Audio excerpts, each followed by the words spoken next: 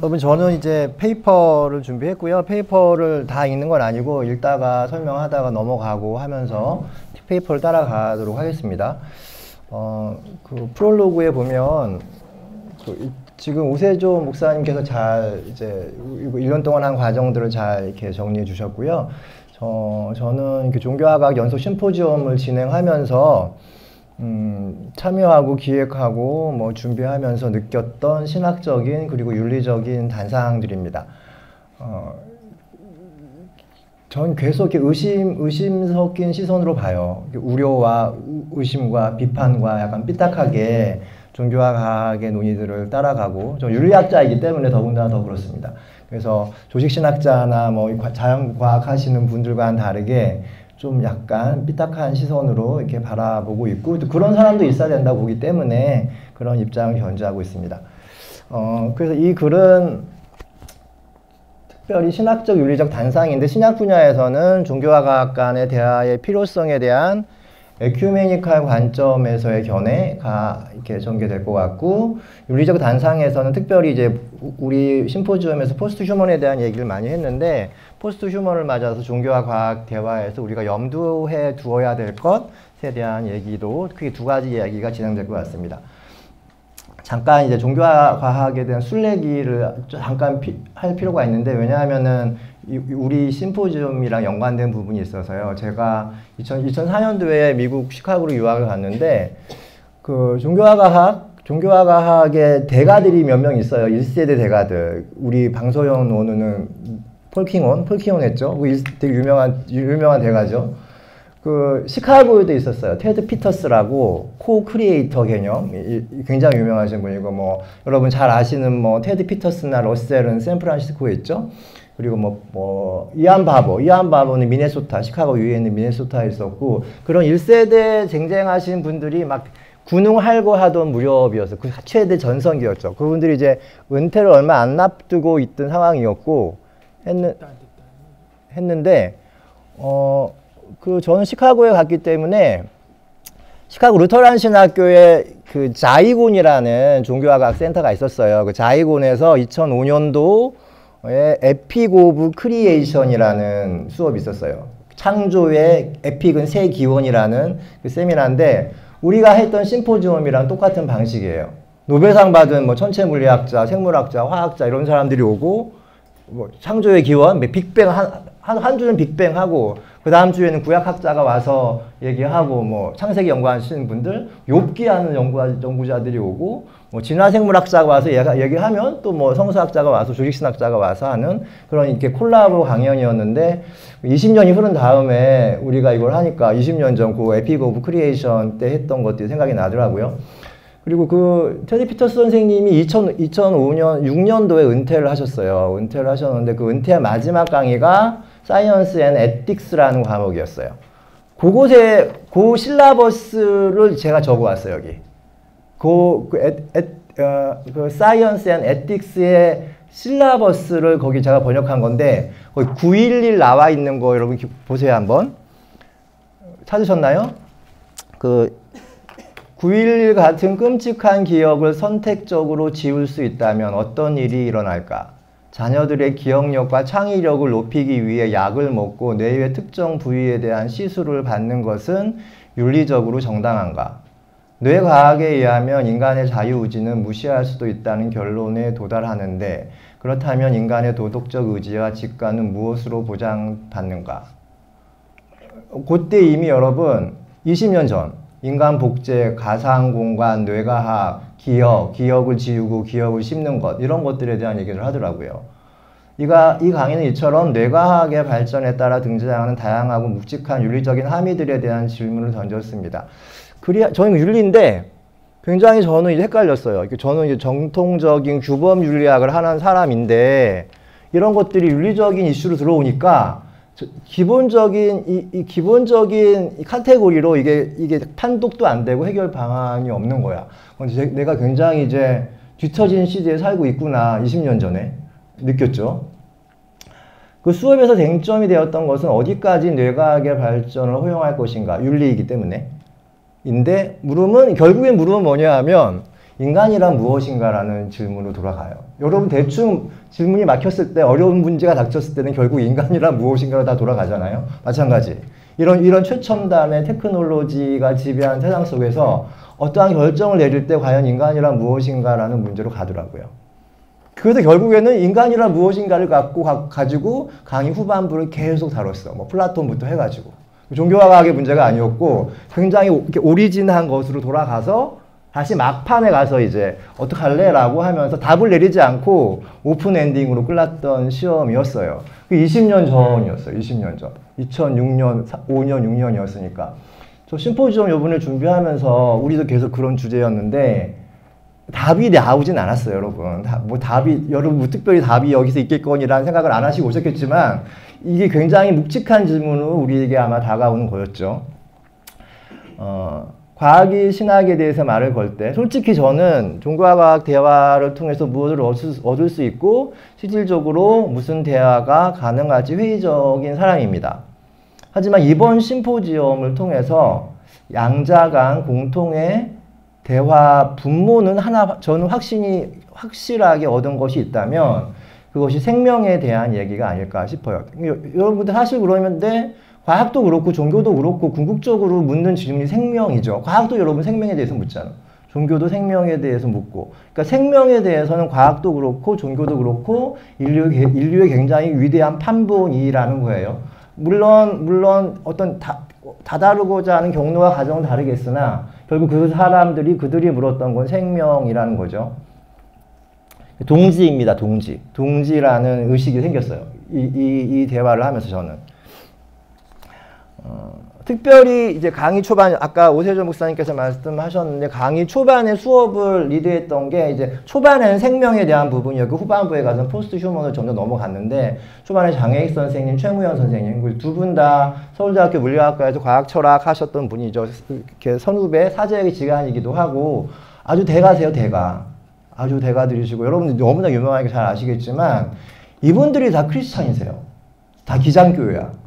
최무현 선생님은 창림교회고, 우리 장혜희 선생님은 천안살림교회고, 굉장히, 그러니까, 기장에서 이런 학자들이 이런 얘기를 할 수 있는 것도 굉장히 저는 이렇게 연관성이 있다고 봐요. 창림교회 교인이 오셨네.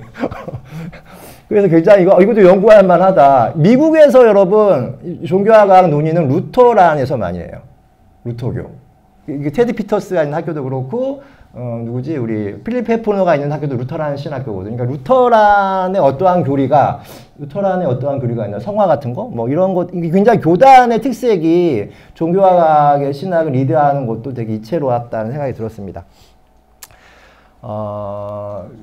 좀 건너뛰고요. 여러분, 지금 과학과 신학의 말을 건넬 때인데, 중간에 보면, 장혜익과 최무영은 생명을 기계론과 생기론으로 나누는 전통적인 생물학의 반기를 듭니다. 이는 과학과 종교를 분리주의적이고 환원주의적으로 인식하는 사유에서 비롯된다고 보기 때문입니다. 동일자 중심의 서구 사고가 유기체적으로 인식되어야 할 과학과 종교 간의 대화를 가로막고 있고 그것이 생명과 우주에 대한 올바른 접근을 방해하는 요소로 작동한다고 이 두 선생님은 기본적으로 말을 합니다. 심포지엄에서 참여하면서 최무영 교수님이 생명 형상을 정보의 의미와 지평의 확장으로 이해한다라는 점이 좀 특이하게 다가왔던 것 같아요. 생명은 궁극적 실제가 다양한 형태로 존재하는 복잡계 속에 존재하며 그것은 개체들 간의 협동 현상에 의한 떠오름의 결과다. 이것도 굉장히 신학적으로 한번 생각해 볼 필요가 있었던 게 단어가 아니었나 싶습니다.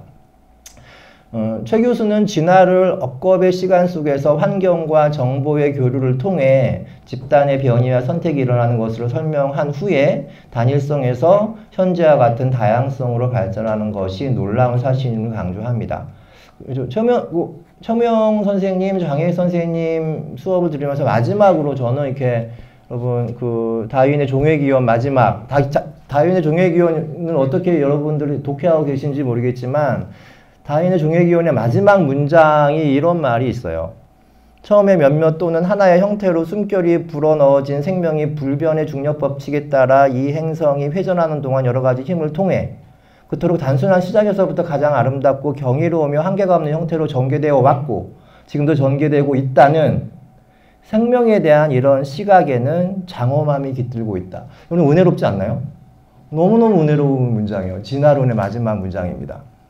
아주 단순했던 최초의 생명에 여러 가지 정보가 억겁의 시간이 흐르는 동안 투입되면서 생명은 한계가 없고 아름답고 경이로운 형태로 변해왔고 지금도 변화하고 있습니다.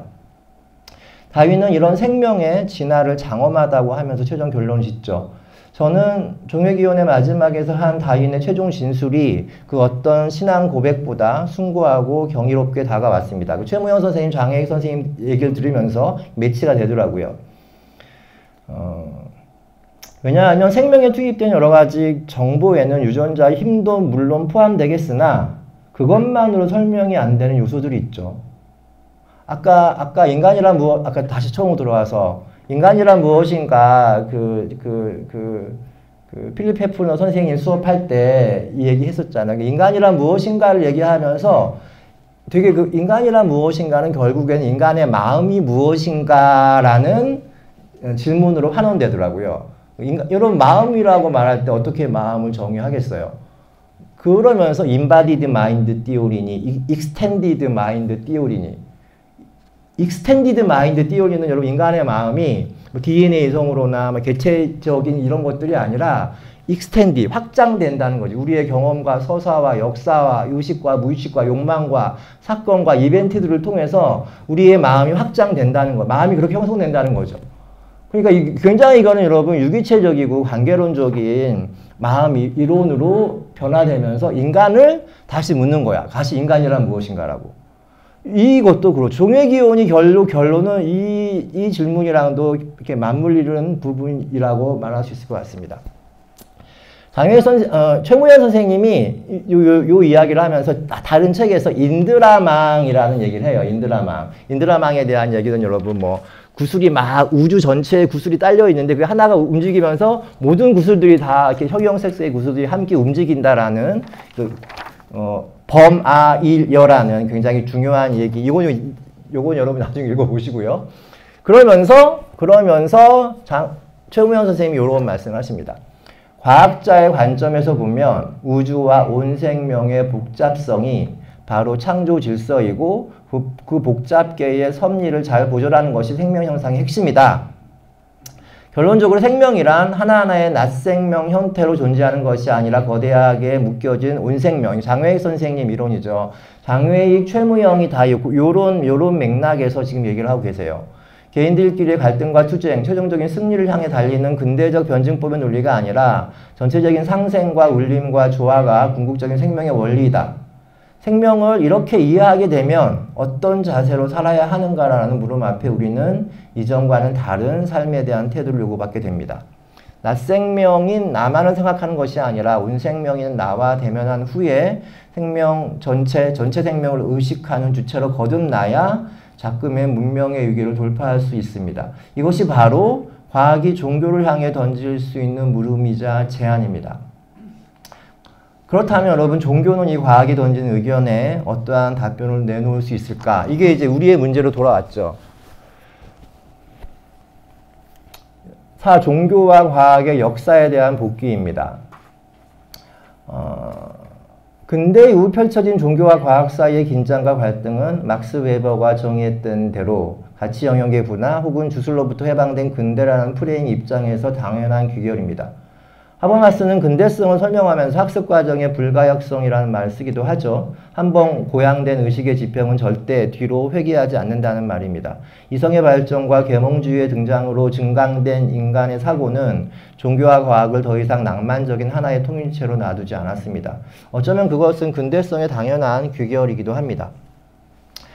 근대성의 발전으로 인해 벌어지기 시작했던 종교와 과학의 간극은 최근에 이르러 과학계에서는 리처드 도킨스로 상징되는 과학적 무신론으로 정점을 찍은 것 같고, 종교계에서는 창조과학과 지적설계론이 신학의 영토를 고수하면서 과학과 비타협하는 위치에 있습니다. 과학은 종교를 향해 증명과 실험이 생략된 망상이라고 꼬집고, 당신들이 지니는 종교적 확신이 역사의 발전 과정에서 얼마나 많은 폭력과 학살을 자행했는지 지적하면서 무신론으로 나갑니다. 반면 종교는 과학이 발전했음에도 여전히 해결하지 못하는 생명과 인간 의식의 문제, 사후생에 대한 과학의 무지를 비판하면서 나름의 종교적 당위성을 확보해 왔습니다. 양자 간의 대결은 좀처럼 승부가 가려지지 않고 있습니다. 하지만 근래에 와서 이 양상은 다소 변화하고 있습니다. 그것은 과학과 종교계가 아니라 사회학에서 나왔습니다. 근대 이후를 세속사회라고 정의했던 사회학계에서 20세기 말 21세기로 접어들면서 탈세속사회라는 말을 시작한 것입니다. 탈세속을 정의하는 대표적인 말이 종교적인 것의 귀환입니다. 탈세속에 대한 얘기도 할 얘기 너무 많은데 여러분 각주 잠깐 참고하시고요. 이런 시대적 흐름과 요청 속에서 종교와 과학이 대립적 분열적으로 가서는 안 된다는 공감대가 어느 때보다 이게 폭넓게 형성되고 있는 실정입니다. 요게 이제 지난 역사에 대한 복귀였고요. 과학과 대화하는 신학. 돌이켜보면 과학과 종교 사이의 갈등과 대화의 역사는 신학사의 중요한 장면이었습니다. 그것은 신앙과 이성, 초월과 내재, 계시와 신비로 대변되는 그리스도교 변증의 역사이기도 하죠. 옛날에는 그러니까 근대 전에는 여러분 종교와 과학이 충돌할 건 없었어요. 너무 완벽했으니까. 수미일관하게 신적인 노고스 안에서 다 하나로 합쳐졌던 시절이었기 때문에 수미일관했죠. 그런데 이제 고기토, 데카르트로 상징되는 고기토가 등장하면서부터 이게 분리가 되는 거지. 그러면서 이제 그 불행의 역사가 시작이 되는 거죠. 근래 그리스도교 신앙은 이런저런 시행착오들이 있었으나 다행히 양자 사이에 요즘 양자 사이의 분리와 대립보다는 대화와 종합으로 신학적 지혜를 모아가는 추세입니다. 우리나라 빼고요. 그런 의미에서 알버트 슈바이터가 했던 말, 종교가 없는 과학은 절름발이요 과학이 없는 종교는 맹인이다라는 말은 과학과 종교 사이의 관계를 고민하는 신학도들에게 많은 영감을 선사합니다. 이 말은 달리 표현하면 신앙 없는 과학은 위험하고 과학 없는 신학은 맹목이라는 의미일 것입니다. 저는 아인슈타인의 말을 접하면서 에큐메니칼 신학과 운동이 떠올랐습니다. 그러니까 이거는 뭐냐 하면 에큐메니칼적인 신학과 관점으로 종교와 과학을 바라보자라는 겁니다. 에큐메니칼에 대한 설명은 여러분 하진 않겠습니다. 이미 우린 다 알고 있다고 생각하고 이런 이유에서 에큐메니칼 신학자 최수일은 신학은 본질적으로 에큐메니칼 하든지 아니면 신학이 아니다라는 말을 서슴지 않게 합니다. 에큐메니칼 신학에서 가장 중요하게 부각되는 것은 대화입니다. 중요한 것은 에큐메니칼 역사에서 진행되어 왔던 대화의 특징을 파악하는 것인데 그것은 한마디로 대화의 결과보다 대화 자체의 중요성을 천명했다는 사실입니다. 대화의 목적을 흔히 서로 다른 의견을 가진 사람들끼리 만나 어떤 합의와 극적인 타결을 모색하는 것으로 설정할 수 있는데 에큐메니칼 대화 운동은 그것에 방점이 있지 않습니다. 대화 자체가 에큐메니칼 신학 운동의 근거이자 수단이고 대화 자체가 에큐메니칼 운동의 목적입니다. 결론과 목적을 향해 가는 대화가 아니라 열린 결말과 물음과 과제를 안고 퇴장하는 대화, 결과가 아닌 과정으로서의 대화, 봉합과 해결이 아닌 틈과 균열을 일으키는 대화를 도모하는 것이 에큐메니칼 대화 운동의 특징이었고 그것은 종교와 과학을 놓고 진행되어 왔던 에큐메니칼 운동의 역사에도 고스란히 배어 있습니다. 여러분 각주 8번을 보십시오. 그거는 제가 최무영, 배현주 선생님의 대화를 제가 녹취하고 쓴 원고인데 배현주 선생님의 원고 강연이 그거였어요. 에큐메니칼 운동사에서 나타났던 종교와 과학의 대화의 그 기록지였거든요. 그건 여러분 기독교 사상 2024년 6월호 원고를 참조하시면 됩니다. 그런데 여러분 여기서 오해의 소지가 있을 수 있어요. 한 달러 건너뛰어서 이 대목에서 오해의 소지가 있을 수도 있겠다는 생각이 듭니다. 그냥 좋은 게 좋은 거지. 이런 거죠. 그냥 좋은 게 좋은 거지. 그냥 좋은 게 좋은 거지 시기에 밋밋하고 납작한 내용의 대화가 에큐메니칼 운동의 정신이라는 곡해가 그것입니다. 무엇보다 중요한 에큐메니칼 대화의 기본은 각각의 입장과 언어, 본인의 역사와 서사를 가진 사람들이 대화의 공간으로 모여든다는 것입니다. 그러므로 에큐메니칼 운동의 신뢰로서 종교와 과학 대화에 참여하고자 한다면 다음과 같은 사실을 유념해야 합니다. 종교인들은 본인의 입장에서 신과 자연에 대한 언어와 사유, 마찬가지로 과학자는 자기들의 개념과 생각을 장착한 채 이게 없으면 대화 못 나갑니다, 여러분. 공부 많이 하셔야 됩니다. 아, 또 꼰대가 되네. 그래야 창작한 채 테이블로 나와야 합니다. 왜냐하면 에큐메니컬 대화의 중요한 원칙은 각각의 충만한 서사들에 대한 경청에 있기 때문입니다. 나의 입장에서 상대방의 약점과 한계를 지적하는 것이 아니라 각각의 근본 사유를 존중하고 배려할 때 우리의 신과 인간과 자연에 대한 이해가 깊어지고 풍부해질 것입니다. 저는 감히 이렇게 말하겠습니다. 종교와 과학의 대화를 통해 우리 시대 계시에 대한 이해와 구원의 실마리가 확장되리라는 것을 말입니다. 이런 사실을 믿는다면 창조과학같이 종교를 위해 과학을 변증의 도구로 사용하는 일이 얼마나 어리석으며 과학적 무신론이 종교를 비판의 대상으로 상정하는 일이 얼마나 비극적인 것인지, 그리고 유신 진화론을 주장하는 신학자를 신학적으로 정죄하는 것이 우리의 신학을 얼마나 협소하고 궁색하게 만드는 것인지를 깨닫게 됩니다. 얼마 전에 여러분 우리 있었죠. 아픈 사건이. 이것은 종교와 과학 양자 모두에게 있어서 비극적인 사태입니다. 여기까지가 여러분 신학적인 거였고요. 종교와 과학을 바라보는 윤리적인 시선입니다. 이번 심포지엄에서 포스트 휴머니즘에 대한 이야기를 많이 했죠. 한 달나 걸러뛰면 포스트 휴머니즘의 등장으로 인해 하나님의 형상으로 창조된 특별한 피조물 인간이 뭐가 그리 대단한 존재인지를 묻는 것이 이상한 질문이 아닌 것이 되었습니다. 포스트 휴머니즘에 대한 얘기를 좀 더 해야 되는데 트랜스 휴머니즘이 되면서 굉장히 인간 중심적인 휴머니즘 이것이 별게 아닌 게 되었잖아요. 기계와 인간의 공진화를 통해서 그동안 이렇게 붙들고 있었던 인간성이라는 게 얼마나 그냥 뭐 그저 그런 건가. 그러니까 인간에 대한 물음이 다시 시작되는 거예요. 그럼 어디까지 인간인가 이런 것들에 대해서. 과학기술의 발달은 몸에 대한 인식의 전환을 촉구시켰는데 구체적으로 현실의 몸으로서의 사이보그의 등장이 그것입니다. 사이보그는 기술의 도움으로 인간의 기능이 강화되고 도움을 받는 정도의 차원이 아닙니다.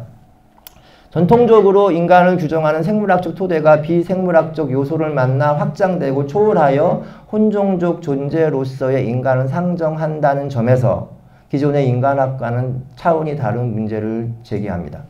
여러분 그 각주 9번에 보면 그런 뭐 책들을 참조하시면 더 많은 책들이 있지만 현재 유통되고 있는 포스트 휴먼 관련 소문은 무성해 보이나 그렇다고 뚜렷한 진로가 정해져 있는 것은 아닙니다.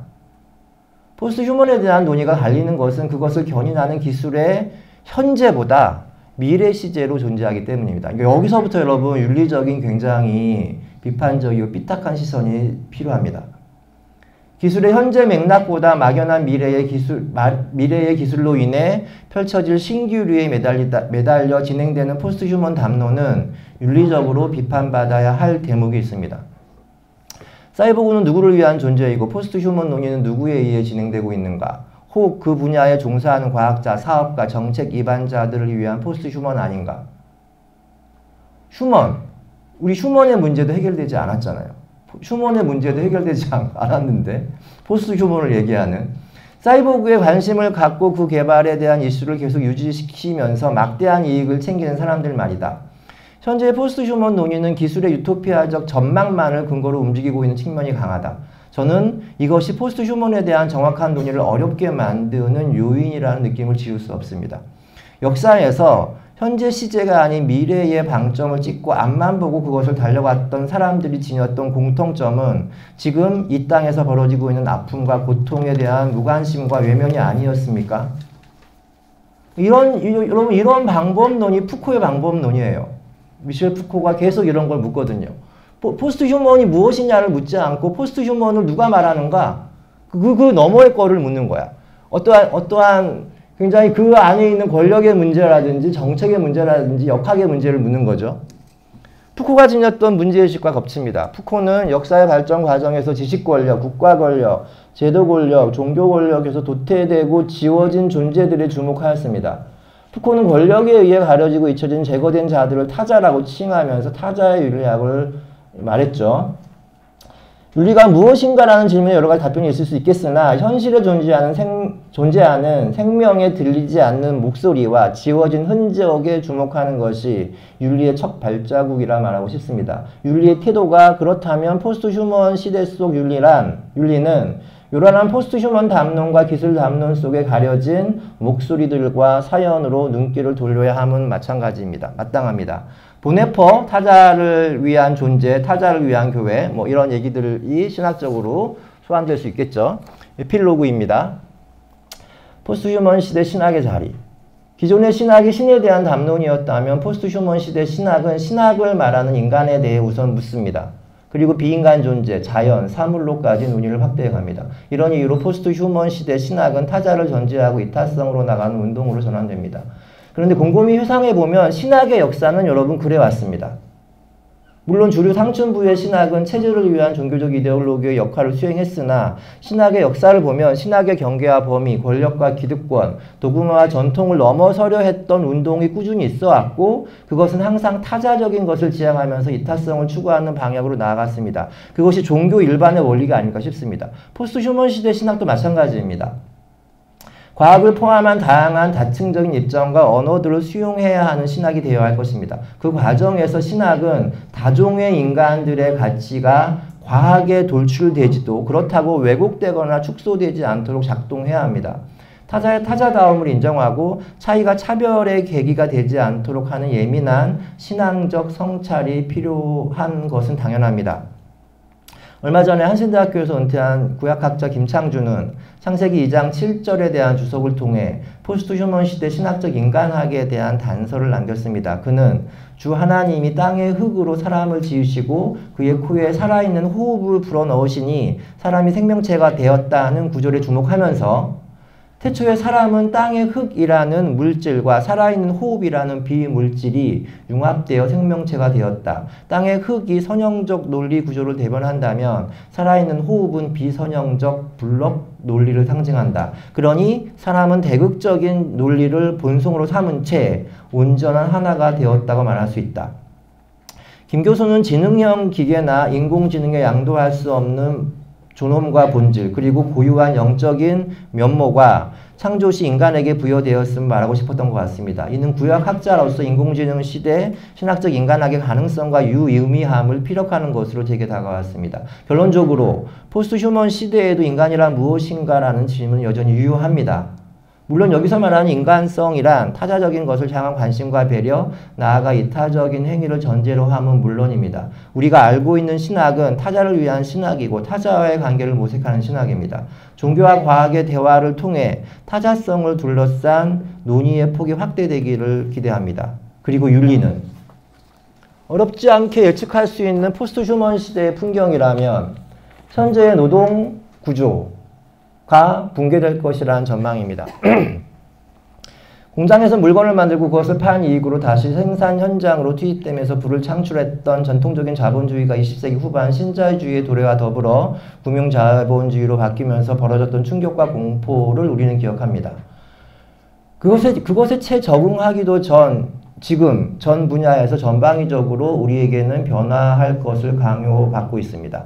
그런 의미에서 2012년 홍하이 정밀공업 회장의 발언, 100만 마리의 동물을 관리하는 수고를 덜기 위해 공장에 로봇을 투입해야겠다는 말은 곱씹어 봐야 될 대목입니다. 지적의 책에 나오는 말입니다. 신자유주의를 추동하는 의식, 무의식에 잠재해 있는 무서운 실용주의와 반휴머니즘이 얼마나 잔혹한지 우리를 경계해야 합니다.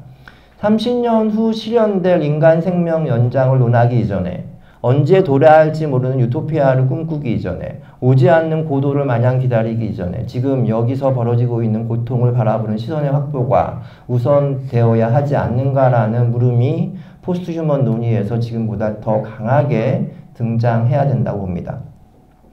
포스트 휴먼 세상이 유토피아가 될지 아니면 디스토피아가 될지에 관해서는 의견이 분분하지만 분명한 것은 그 과정에서 많은 사람들이 제외되거나 도태되어 고통의 한복판으로 몰릴 것이고 그 파장이 종전보다 광범위하고 상은 또한 깊을 것이라는 묵시론적인 전망은 그것의 진위 여부를 떠나 이미 번져버린 포스트 휴먼 현상하게 되었습니다. 저의 관심사는 이러한 상황 속에서 예측 가능한 종교와 윤리의 미래입니다.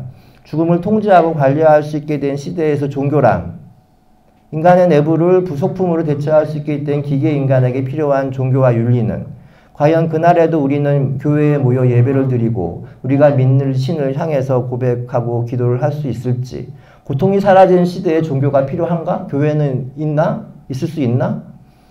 이것이 포스트 휴먼 시대를 맞이하는 종교적 윤리적 위기의식이라고 할 텐데, 아직까지 이 물음에 대해서 뭐라고 답하기에는 우리가 아는 것이 너무나 없고 준비가 너무 모자랍니다. 저는 막연하게 포스트 휴먼 시대의 신학과 윤리는 우리가 최후의 인간으로 남고 우리가 마지막으로 포스트 휴먼의 사람이 되는 그 자리가 있을 거 아니에요? 그 자리? 포스트 휴먼으로 다 넘어갔어. 아직 휴먼이야. 이 자리가 우리의 자리가 이어야 되지 않겠나라는 생각입니다. 이게 맞는지 모르겠으나 이상 어쨌든 마치겠습니다.